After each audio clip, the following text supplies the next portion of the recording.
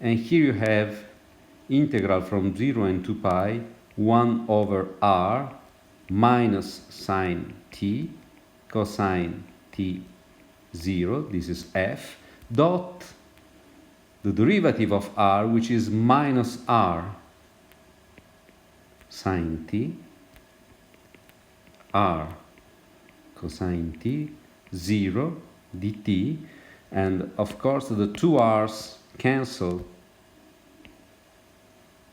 each other, and you end up with the integral between 0 and 2 pi.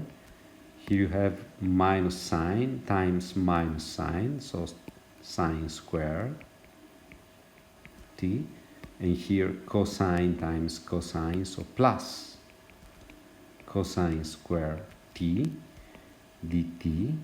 So this is the integral of 1, and the final result is 2 pi, which is different from 0. So here we have a field which is irrotational, but whose circulation on a particular circuit is not 0. So it is not conservative. So F is the typical example, is a very well-known example, sort of paradigm. Yeah, I cannot explain why, but it is really a paradigm. F is the paradigm of irrotational but non-conservative field.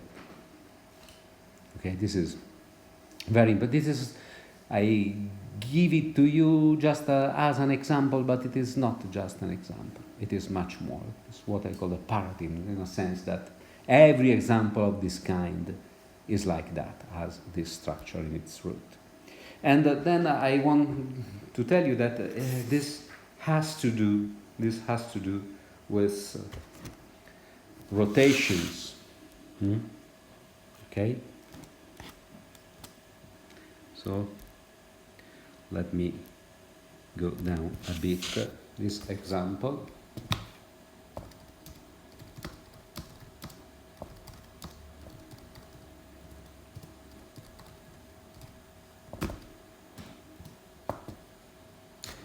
Why it has to do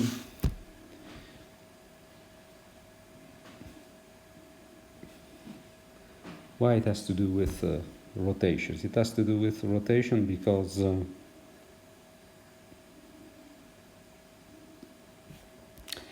look at F. If you go to polar coordinates,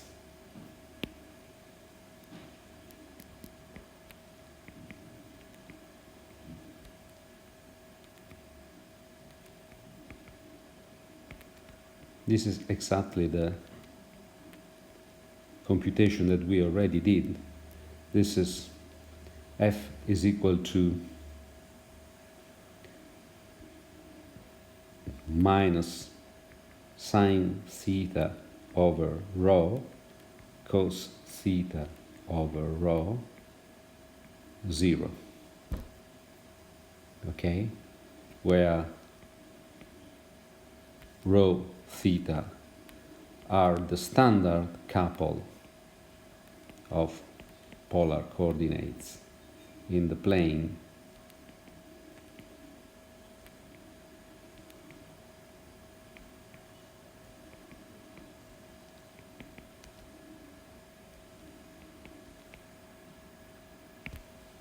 okay, and of course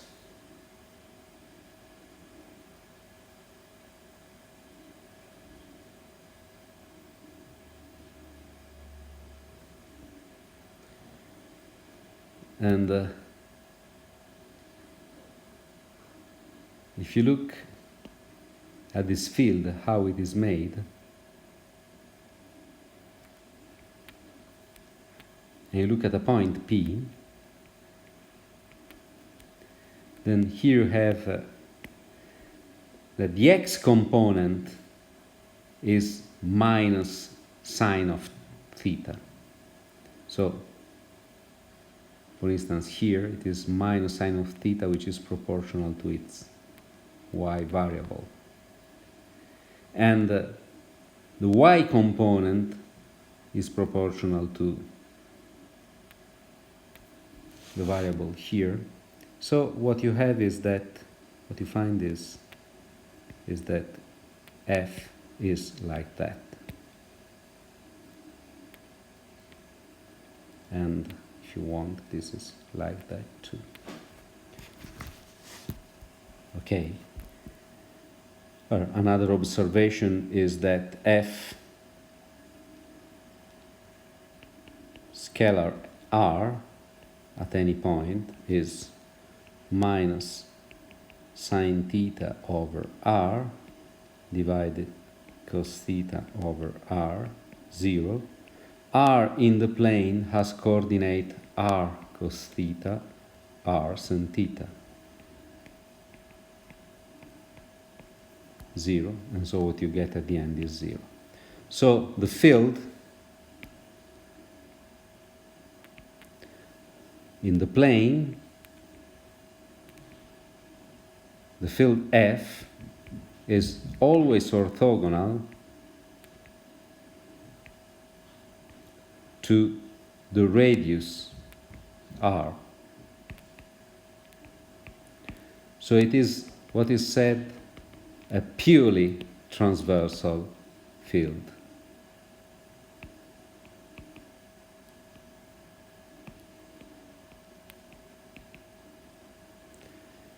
So if you try to draw it like that, you quite naturally recognize a sort of circular structure, a sort of rotation. I talk very, very informally. All what I'm saying can be put in a very rigorous and satisfactory way, but this is not the point for this lecture. The idea is that for this field, you recognize that there is some rotation there. There is some rotation there, even though the field is irrotational. If these are the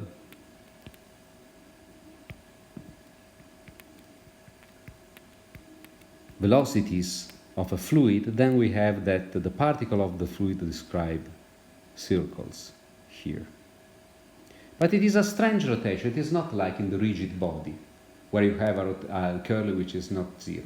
In the rigid body, the rotation becomes faster and faster as you go far away from the axis. Here, it is very strong in the axis. It goes like 1 over r, but decays at infinity. However, in order to break conservativity, you have to put a sort of rotational structure, even though in some cases, like in this case, it can be a rotation that is not seen by the curl. This is quite a counterintuitive point.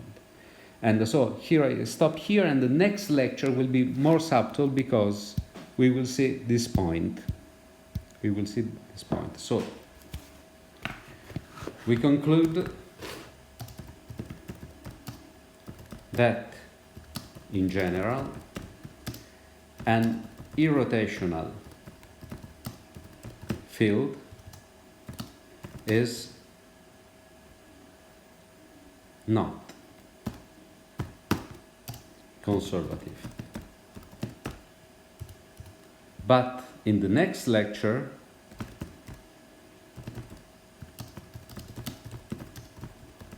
we will see that it is almost, so to say,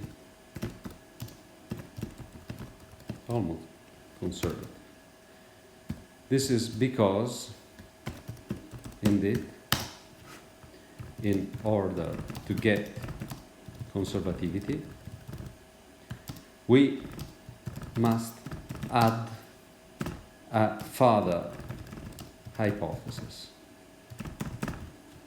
but this hypothesis is very subtle.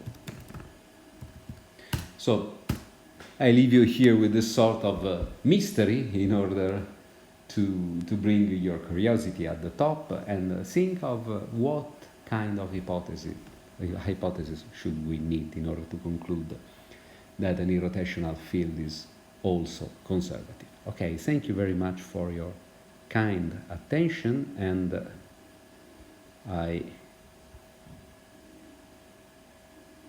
I greet you. See you.